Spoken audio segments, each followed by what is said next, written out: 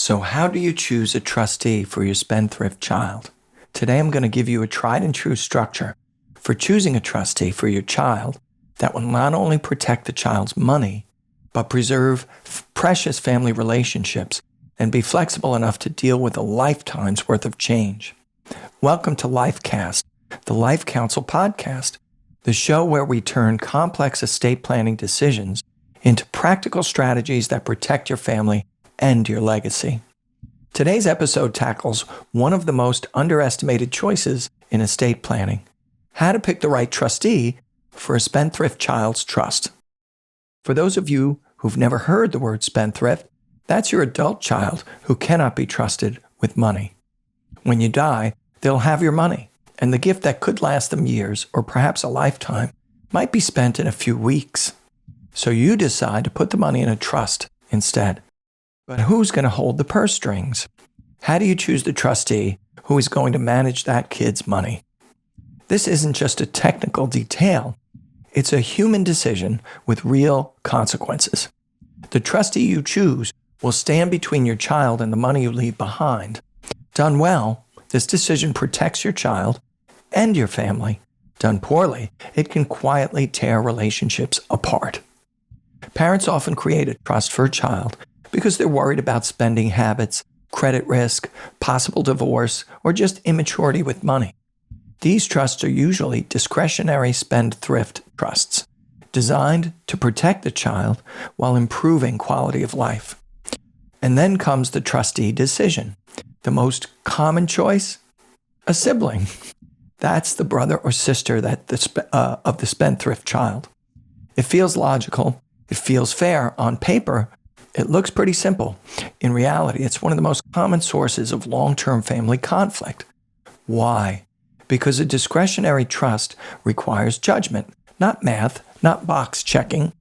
Judgment about when to say yes, when to say no, and when to wait. That means the trustee has power. And when the trustee is a sibling, that power rarely stays confined to the trust document. It spills into holidays, phone calls, old resentments, and perceived favoritism. And let's face it, the spendthrift child deserves the opportunity not only to continue to have a relationship with his siblings, but a fresh start with a new judge of his habits at a time that's new in his life, after his parents are gone. Even the most responsible sibling eventually gets tired of being the bad guy, and the beneficiary often feels controlled rather than protected. That's not a character flaw, it's human nature.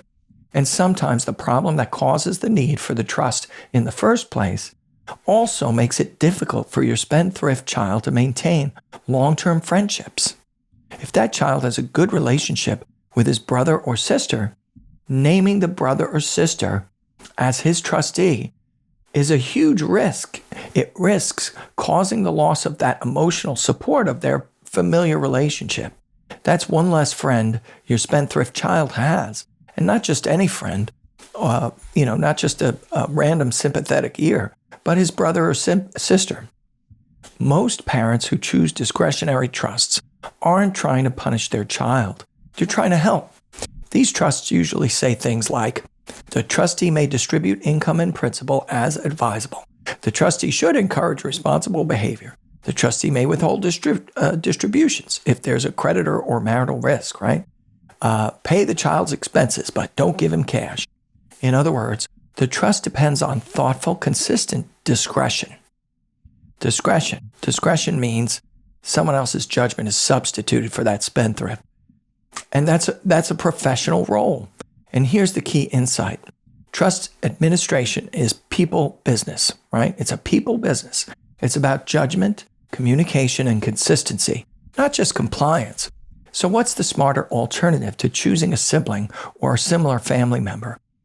Here's a structure that works in the real world and why.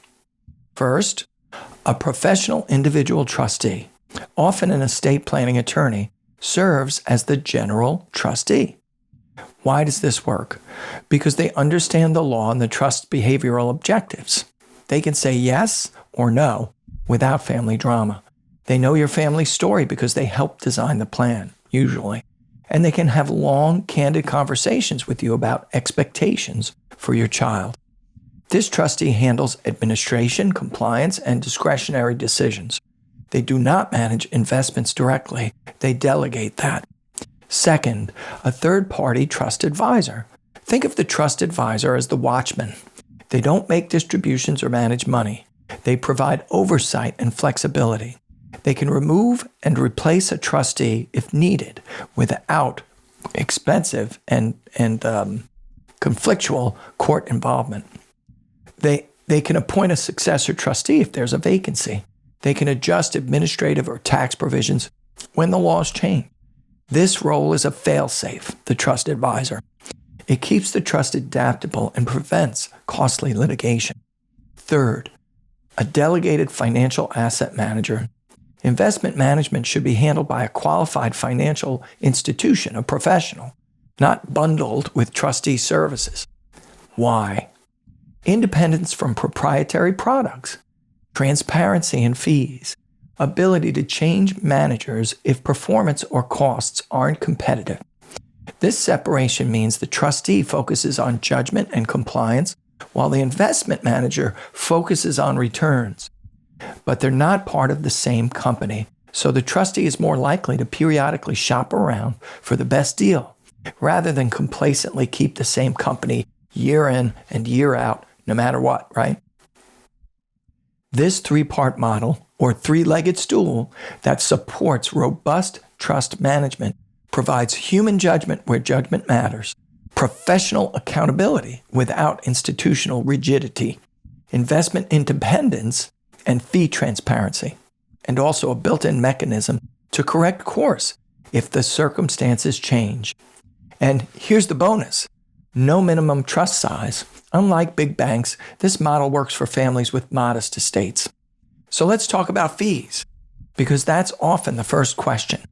Corporate trustees, banks, and trust companies commonly charge between 0.75% and 1.25% of assets annually. That often includes investment management, but it's bundled and controlled internally. Additional fees may apply for distributions, tax coordination, or special assets. What's a special asset? It might be a business ownership of a closely held business or maybe a real estate or something like that. And most corporate trustees impose minimums, often $500,000 to $5 million minimum trust amounts.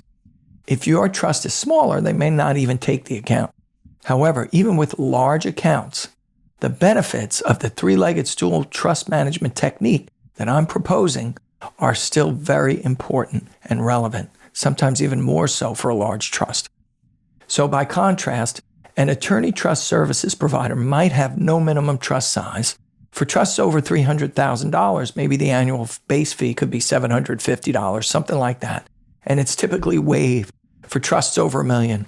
And then there's a tiered schedule similar to the financial advisors where it's a percentage, maybe 0.5% on the first $1 million, 0.4% on the next $2 million, 0.3% on the next $1 million after that, and so on, declining as the trust grows.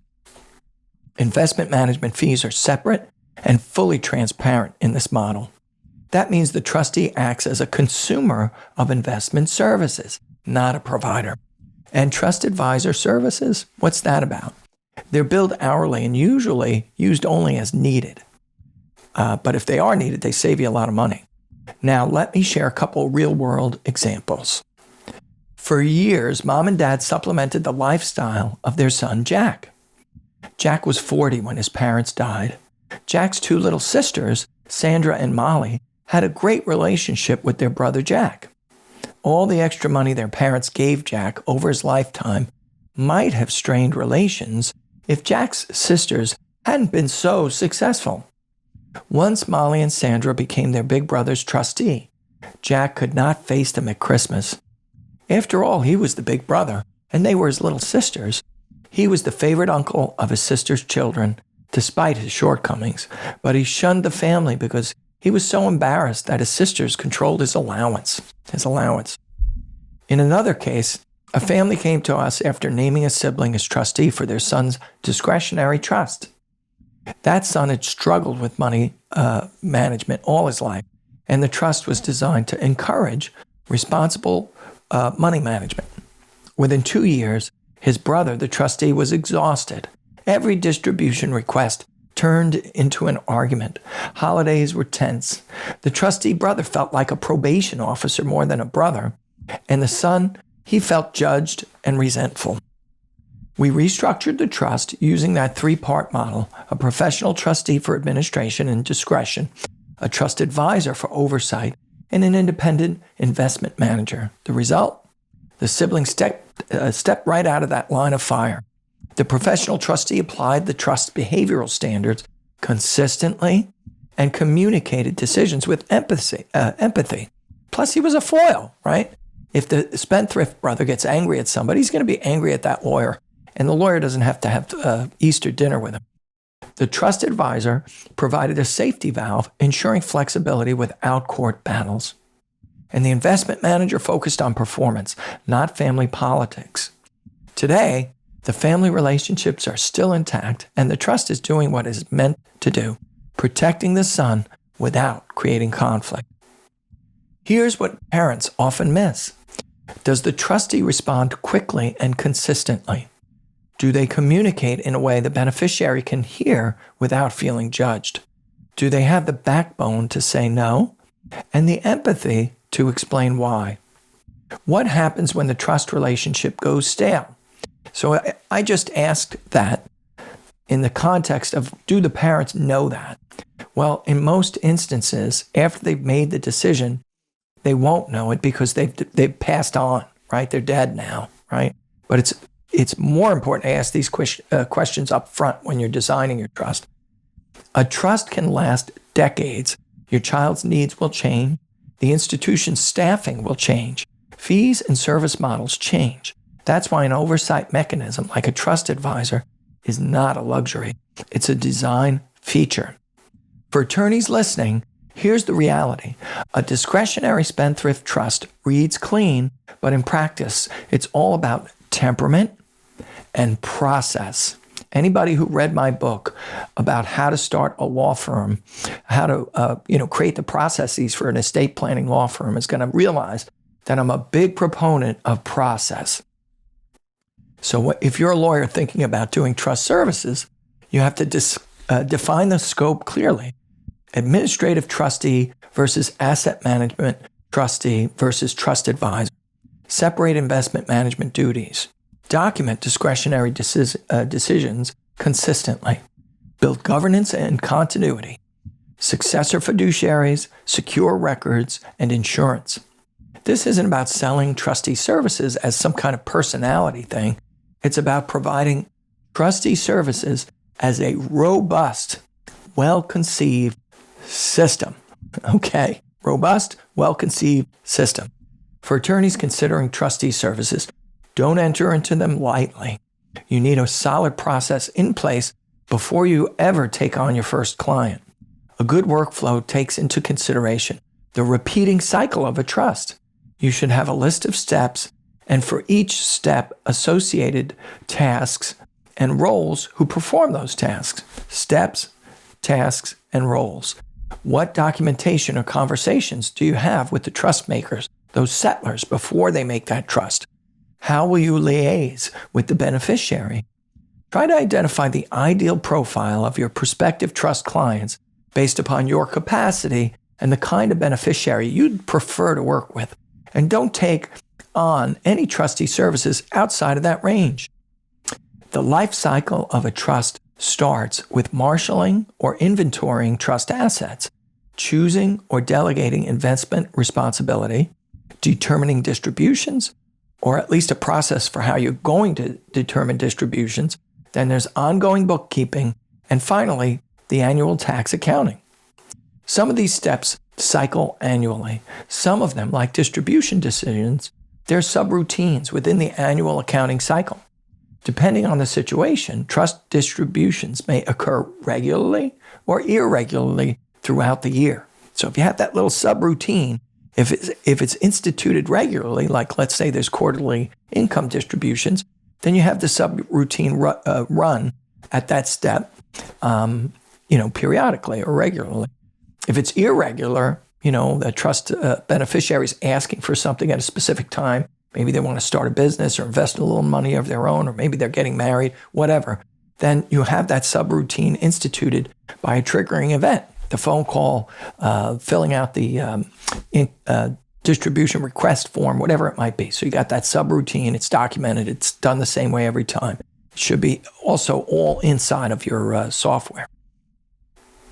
So you want to know what are the decisions based upon, and then keep that as your subroutine the same way every time. Compile a list of qualified CPAs and investment advisors. You're going to need that team. If you've been in practice a while, you're going to know which investment advisors are good candidates. Your clients come in over the years, and you get to see the performance and costs of every one of the financial advisors in your community, even some folks from out of town, because some of your clients came from out of town, or maybe they found a great investment advisor and they're in another state. So you have this great menu of options from your own personal experience. If you don't have that, then you have to seek that out. Some of these investment advisors are going to stand out. The vetting process should also be written down and done the same every time. Search their records on FINRA, interview them personally, and compare all the different fees. Keep in mind that especially with a large trust fund, fees are negotiable. Also, as far as accounting goes, not all CPAs do or are comfortable doing trust tax returns. There are income tax strategies for trusts, just as there are for individuals, and you want a good accountant as part of your team. Imagine the trust estate was your life savings. Who might you choose as your trust advisor and your accountant? Only after you have fully written out this workflow can you then create your fee schedule. Why? Because now you know what's involved, right? You know how much time each step takes, how many tasks are involved, who's going to be doing what. Now you know what you should charge for it, right? Makes sense. So to recap, we have a 3-legged stool formula for a solid choice of how to manage the trust of a spendthrift child. Don't just choose one bundled trustee financial advisor. Consider an individual general trustee, an experienced and willing lawyer with their own internal trust management process. Add the second leg to that stool with delegated or trust-directed professional investment management. Layer onto that the third leg of the stool, a trust advisor who is the watchdog and the mechanic, a trust advisor with the power to audit the trustee and fire the trustee if he's doing a bad job. The trust advisor as mechanic can update the trust's tax provisions and keep the trust running as efficiently as possible over its lifetime.